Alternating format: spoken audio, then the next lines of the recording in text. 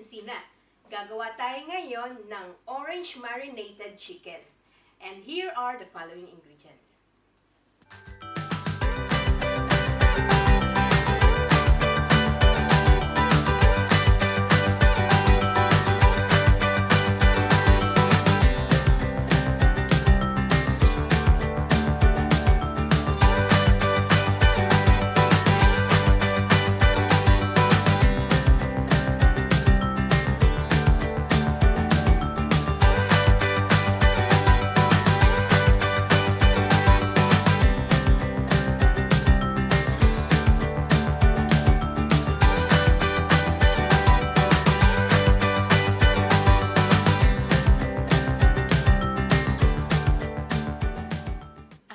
First step, i-marinate natin yung chicken. So, inilagay ko lang sa bigger bowl.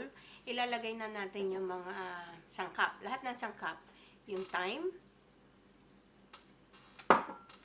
Yung ating cayenne pepper.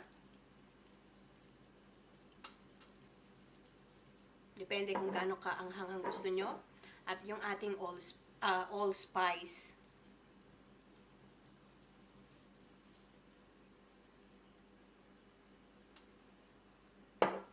Then, lalagay natin yung salt, pepper, paprika,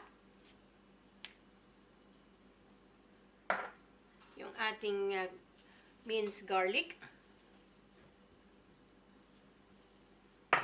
yung minced ginger, yung ating olive oil,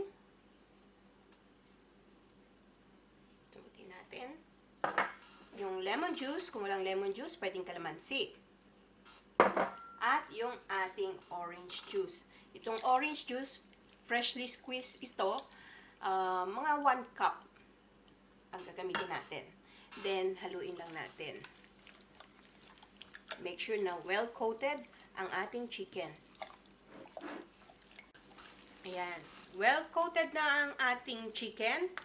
So, ililive natin to marinate for a minimum of 1 hour bago tayo mag-proceed sa ating next step.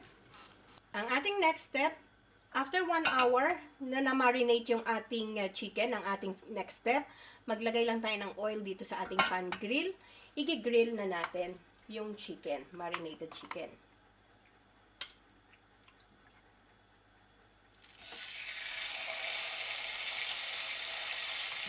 Make sure na mahina lang ang ating apoy para talagang lutong-luto yung ating chicken.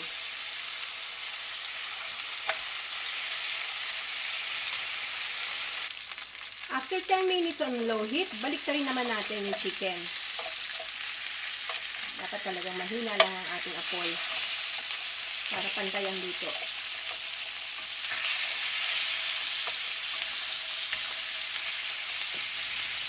Ayan, habang ginigrill natin, yung ating pinagbabadan, ibabrush lang natin.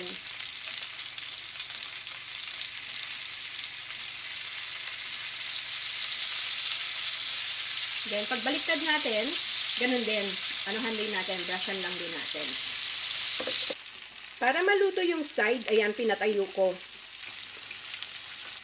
Ayan, mga 30 minutes na to on low heat.